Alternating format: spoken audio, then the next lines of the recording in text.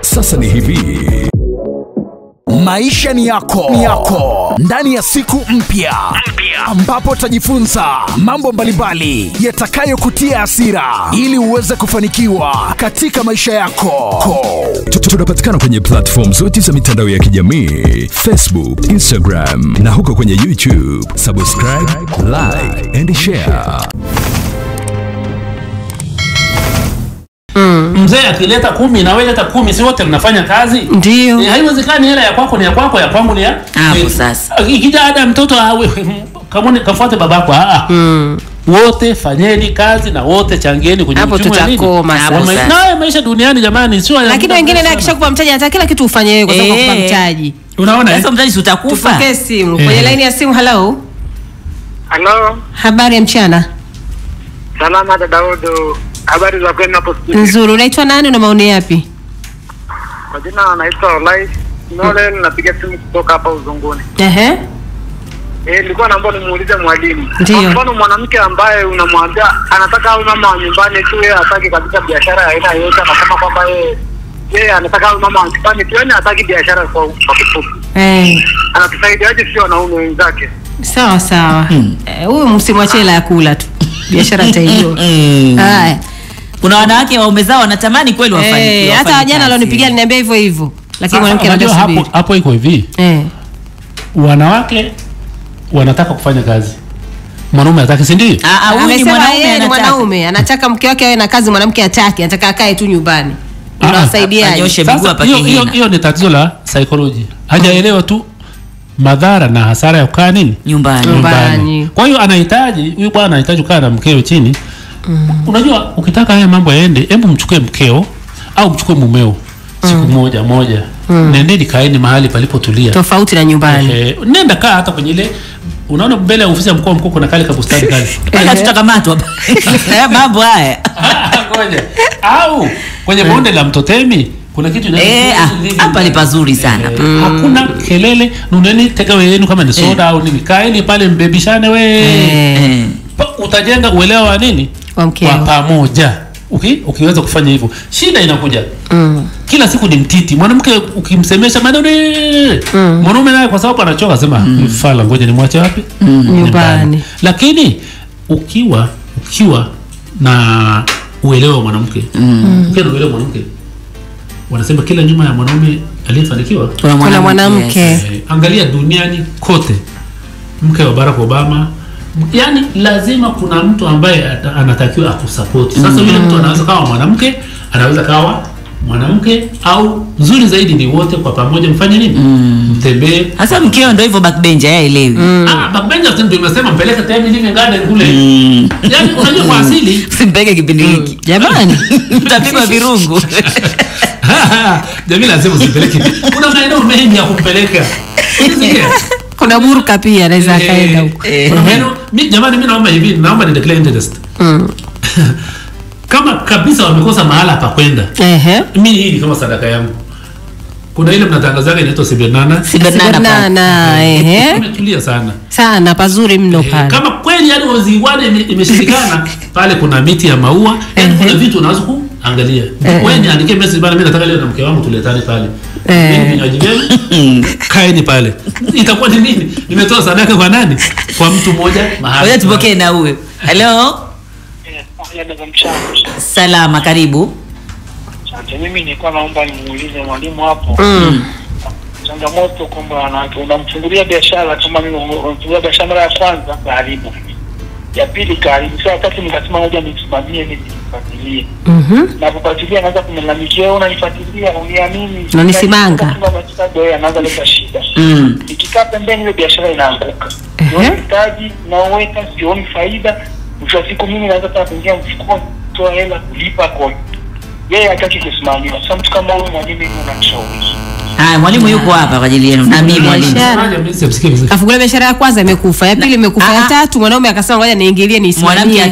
Mwanamke hataki. Unanifuatilia. Akamwachia, alipomwachia ikafa tena. Sikia. Ndio maana mimi nasema watu wanahitaji kufundishwa. Mwanamke tu haelewi kwamba yaani unajua wajinga ni wengi sana. Angalia kuna mjinga mmoja hapa ananiambiaje? Na jamani naomba mnielewe, nikisema mjinga si ya kutokana.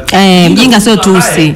haelewi ngumu kuelewa mepesi kusahau au ngumu kuelewa mepesi kusahau. Huyu ni mpumbavu. Mjinga ni yule mtu ambaye haelewi lakini akielimishwa anaelimika. Hebu msikilize huyu anasema ukweli mwalimu, mimi pia sipewi kufanya chochote lakini napewa kila kitu. Yuko ndani. Yuko ndani. Sawa. Hivi ikatokea unapewa kila kitu. Lakini mambo ya Mungu si ni mengi. Baba akakatwa wanakufadha wanaume. Au akakatwa miguu. Siku hizo wapi? Siku hizo. Mambo ni mengi. Yale mambo kuniambia sasa itakuaje? Ukiniacha na watoto kesho na kesho kutwa. Huyu.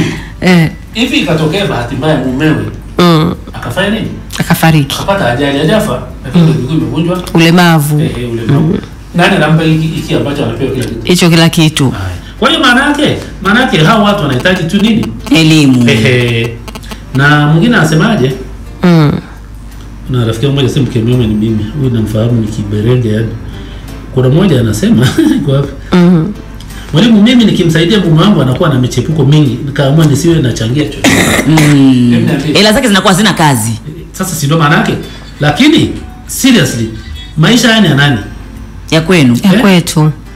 Haya, mwingine anasema habari mwalimu, tunabarikiwa na kipindi sana. Mimi naitwa Mary, yule dada nilikuomba naomba mtafutie mume wangu kazi, anafanya kazi yote, ni mwaminifu sana, anachapa kazi sana, ubarikiwe. Huyu nafikiri ameshapata kazi. Ulishamtafutia?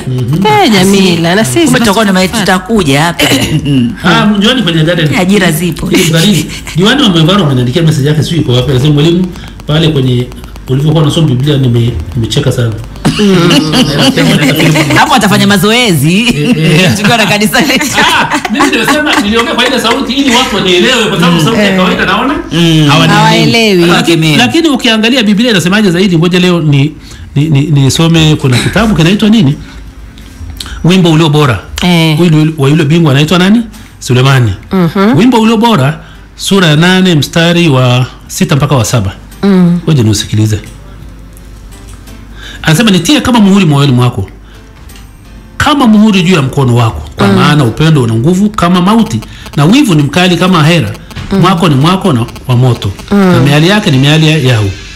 Maji mengi hayawezi kuzimisha upendo, wala mito haiwezi kuuzamisha.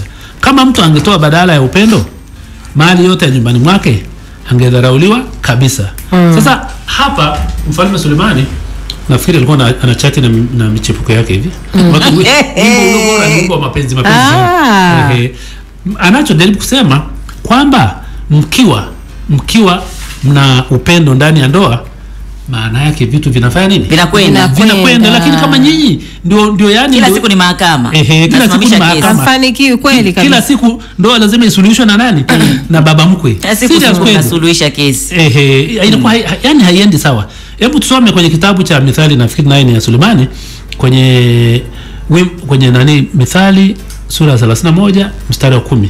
Sawa 31:10. Hii nasoma kwenye nani? Kwenye Mithali ngapi hapa? Haya nimechanganya nafikiri. 31:10. Sawa 31 hii hapa. Mithali 31:10. Mithali 31. Basi msikizaji, tuna sasa hivi dakika ngapi Odo? Muda umeshaisha. Muda umeisha. Sasa dakika 2 tumerudia dakika hapa. Na tunaenda kuhitimisha sasa hivi. Tunatumai watu wengi wanaweza kuona kwenye nani kwenye ile mke mwema ni nani awezaye kumwona. Anasema kwenye kusura mstari wa 11 anasema moyo wa mumewe humwamini wala hata kosa mapato. Kumtendee mema wala si mabaya siku zote za maisha yake. Mke mwema atakuwa atendewe mema. Mwanamke unatakiwa utulize wenge. Uwe nini? Uwe mtulivu. Kwa sababu gani? Anasema utafuta sufu na kitani, hufanya kazi yake ya mikono kwa moyo. Afanana na merikebu za biashara, huleta chakula chake kutoka mbali. Unaona? Huyu mwanaume kama wewe ukiwa mwema, huleta chakula kutoka mbali kote. Lakini sasa kama wewe kila siku ni kelele, kila siku ni kelele. Mwanaume unaingia unasonya tu. Mtu unarudi nyumbani mtu kavimba, uelewi shida nini?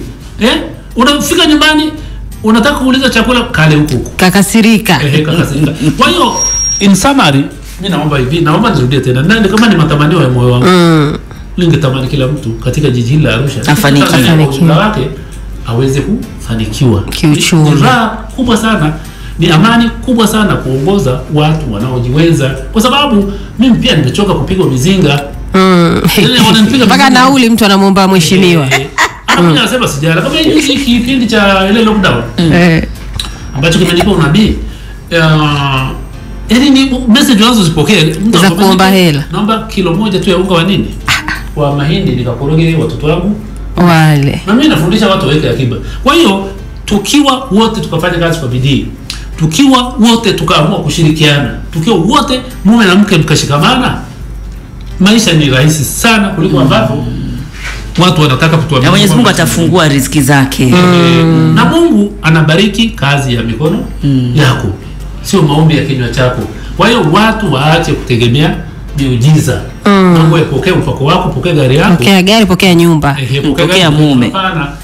Hakuna gari unayopokea kutoka wapi? Na kwani unasema pokea mume, au usipokea mke? Ni mume tu. Pokea mume sio? Lakini mke siye kusikia ukiambiwa tupokea mke. Si wao wanataka kuolewa. Unaona? Kwenye mstari gani kwenye kitabu cha Luka unasema mavuno ni mengi, watendakazi ni wachache. Afrika, Tanzania, Arusha kuna fursa nyingi sana, lakini watu hawataki tu kuzitumia. Uvivu wa kufikiria. Sawa sawa. Tunaelewa. Na iwe ni wanasiasa, iwe ni viongozi wa dini. Aliyekuwa rais wa Tanzania Jakaya Mrisho Kikwete aliwahi kusema akili ya kuambiwa changanya na ya kwako. Na ya kwako, usikariri kila kitu. Mtu anayekuambia mimi nataka nikusafishe mapepo. Kwanza hamna mapepo, unajua? Hamna mapepo. Mapepo ni psychology. Hakuna mapepo. Mapepo yenyewe ameshachoka sasa hivi. Mimi nasikiliza vipindi vyenu fulani vya usiku. Utasema naam, kwenye line ya simu hapa mtumishi nani naongea. Naona kabisa kuna mtu ana tatizo mahali na napokea simu sasa hivi. Utasikia baba mtumishi, mimi kweli nyumbani na mimi na mume wangu yani hatuelewa, na anasema nilishaona sana hilo. Sasa chukua hii namba, kesho unipigie mahali fulani. Upako wako, ufunuo wako. Serious kweli, serious. Unasikitika kidogo. Hapana. Ana mambo yetu. Na sina nini, naomba utumishi wa Mungu wazeka nikoti vibaya. Hapana. Kwa sababu ile ni kazi yao, wana kondoo wao, lakini sio kila kitu cha kuambiwa mtu unaamini. Kwa mfano unasema mimi sina hela, alafu mtumishi anakuambia njoo nikuombee upate hela. Nenda kafanye kazi, hamna cha kuombea upate nini? Hela. Unaniombea nini kama una afya njema, uko mzima? Hapana. Kwa hiyo niombe finally msisahau pia kufurahia mchakato wa nini? Maisha ya. Maisha.